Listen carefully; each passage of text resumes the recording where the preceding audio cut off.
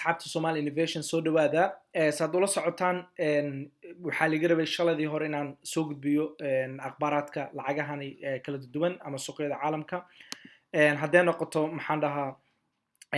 lacagahan cryptocurrencieska kala duwan haddii noqoto stock marketka indexyada iyo futureski laakiin waxaan rabay casharo ayaan ku mashquulay waqti xadirkan ii jeedaan waxaan marayaa suxuurtii tawjidkan aadi rabaa marka waxaan isdhahay intaadan tegin ka hor su'aalo yar dadku ugu faa'iideey insha allah horta lacagaha sidaad ula socotid haddaad lacagahan cryptocurrency inaad la socotid price-kooda halkay marayaan caadi google tag ama waxaad tagtaa website-kan ay ku qoran tahay coin market cap waad la socon kartaa price-ka halkay marayaan si live ah cryptocurrency-ga haddaan eegno bitcoin-ka oo kale aabaha crypto 58 ayay maraysaa waqti xadirkan idinla hadlaayo suuqyadani waa 24/7 weekend waa hadda waad ujeedaan maalin axada waxay ii maraysaa 8 saac oo haweenimo salaatii daajidka waxaa ka dhiman 40 daqiiqo waad ujeedaan xilligay weli way shaqeynayaan suuqyadani waa 24/7 way furan yihiin ethereum ko kale hadda 3900 ayuu maray 40,000 ayaa wax yar ugu dhiman haddaa chartiga fiirina xataa ethereum-ka saad ula socotaan caadi maahan price-kiisa you know let me see overview-gan fiirina market-ka ma batagayno overview-ga haddaan tagno waxaan eegaynaa last 3 bilood ee ugu dambeysay kale so 3 bilood ugu dambeysay ethereum-ka saad ula socotaan hadda halkan haddaa ku dhufto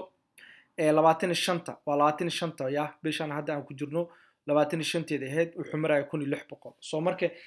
march aan dhahay bisha march 25teeda maalimo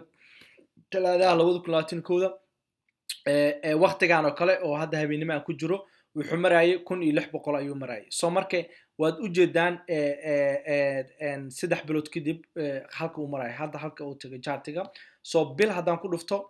monthly haddaan ku dhufto bisha april wuxuu marayay $2,000 so marka hadda april 29keedii oo halka uu marayay waad u jeedaan maanta bisha waxay maraysaa 9 ayay maraysaa so marka maalin maxaan dhahaa bil gudahooda ayuu wuxuu ku dhaqaaq $2,000 so marka lacagahan way farbadan yihiin waxaan rajeyn doonaa inaad ka faa'iidaystaan qasam maahan inaad haystid $3,900 intuu hadda marayo kale qasam maahan half ka mid a iibsan kartaa maxaa ula jeedaa tusaale kale hadda blockchain-ka haddaad tago tusaale yar blockchain.com dadkiina brokerka u furan Binance oo kale haddaan fiiro xataa marketska haddaan tago aan ku dhufto dadkii Binance isticmaalaya iyo Coinbase Pro iyo Coinbase dhammaantooda waxay samayn karaan akoonada ugu furan si live ula socon karaan dadkii akoon furnayn oo kale waxaad tegi kartaa oo kale Coinbase exchange-ga leedahay blockchain aan dhahay blockchain.com exchange-ga tegaysaa create account leedahay adoon waxba akoon furnin oo akoon real furnin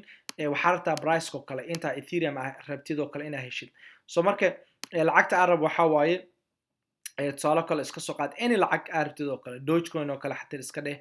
any lacag u baahan tahay qasama xataa inay bitcoin noqoto ama ethereum mid la iskaga dhufana hadda let's say hadda dogecoin kala kacsan dogecoin aan ku dhufto so dogecoin oo kale hadda markaa ku dhufto waxaa leedahay oo kale waxaa rabaa lacagta aan gelinayo $200 oo kale $200 oo kale rabaa inaan geliyo maxaan dhahaa dogecoin so marka ama $200 dogecoin u baahan waxay $200 dogecoin hadda u baahan tahay $109 oo kale ama waxaa leedahay waxaa u baahan hey 1,000 dogecoin oo kale u baahan ama 1,000 xabo dogecoin so marka waa $500 so marka $500 iskaga tuur ama bitcoin-ka xataa hadday noqoto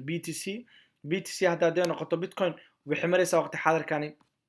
$58 haddaad awoodin waxaad gadan kartaa 0.001 bitcoin aad gadan kartaa $58 qasamaan hal xabo bitcoin dhan oo isqabto oo weyn inaad gadatid 0.08 ayaa gadan kartaa oo raqiis ah oo $58 bitcoin lacag geeraysa gadan kartaa ama waxaa gadan kartaa 0.010 whatever u baahan tahay 0.0 maxaan dhahaa 10 so marka waxaad gadan kartaa 0.010 oo ah 500 bitcoin ama waxaad gadan kartaa haddaadan intaas awoodin 0. maxaan dhahaa 100 so waxaad gadan kartaa 5,000 bitcoin lacag gaarayso $5,000 so marka qasamaan hal xabo bitcoin oo kaliya isqabto oo ah 1 bitcoin inaad gadatid 1 bitcoin oo isqabto oo nadiif ah qasamaha inaad gadatid so marka any lacag ay noqon kartaa in alaal inta awoodid gasho in alaal inta awood any lacag hadirtaan oo aad isdhihi kartaan way tahay iskaga dhufso you know waxa markaas awood gasho qasamaha lacagahaas qiimaha ay ku taag yihiin hadda stock market-kana asagana mar gooni ah ka hadli doona insha Allah su'aalo badan ay laga soo weydiiyay waxyaabo badan asagana margooni aan ka hadli doonaa insha allah waqti u baahan yahay fara badan haddana waxaan focus garayn doonaa insha allah cryptocurrency-ga berina waxaan ka hadli doonaa hadduu ilaahna gaarsiiyo account sida loogu furto Binance oo kale ama Coinbase Pro oo kale brokerkan hadda sida la sheegay Soomaali wuu aqbalaa dhamaantood inaan baalki Binance US oo kale inaan account ka kala furno insha allah hadduu ilaahna gaarsiiyo waxyaabo badan aan kala faa'iidno waxaan ka codsanayaa dhamaantiin haddii aad wax su'aal qabtaan in asxaabtiin la gaarsiisaan lacagahan isha lagu hayo dhamaantooda NFT-ga sidoo kale dad badan ka jiifo kama warhayaan NFT-ga please waxaan ka codsanaynaa NFT-ga xataa inaad fiirsaan oo aad eegtaan maxaa yeelay dad badan hadda isha kuma hayo dad badan ma ka warhayaan suuqa isha way ku yar tahay soo marka idinka inaad isbartaan oo ana xataa waxaan isku dayi doonaa inaan casharo ka sameeyo NFT-ga qofkii xiiseynayna inaan insha allah aan isla focus garayno wax badan kala faa'iidno laakiin lacagahana cryptocurrency-ga please isha lagu hayo dhamaantooda noocyada kala yihiin haddii noqoto exchange-yada xataa isha lagu hayo Binance-ga Coinbase Pro-ga dhamaantooda isha lagu hayo waxaan ka codsanayaa inaad wax badan ka faa'iidi doontaan insha allah idinkana aad groupkeena maxaa lahaa Somali Innovation asxaabta kale u sii dirtaan haddii aad YouTube-kan waa kan cashirkan hadda waqti xadarkan YouTube ka daawanaysaa inaad asxaabta kale sii gaarsiisid anigana haddii wax su'aalaha qabtid waa kan Instagram-ka igala soo xiriir asxaabta gaarsiin insha allah fariinta si dad badan ugu faa'iidaan anna wax badan idin ka soo faa'iido insha allah cashiro badan xataa hadda waan duubay shaashadeeda u jeedaa stock market ku saabsan cashiro badan oo crypto waa diyaarin doonaa insha allah I hope inaa wax badan kala faa'iidin doono assalamu calaykum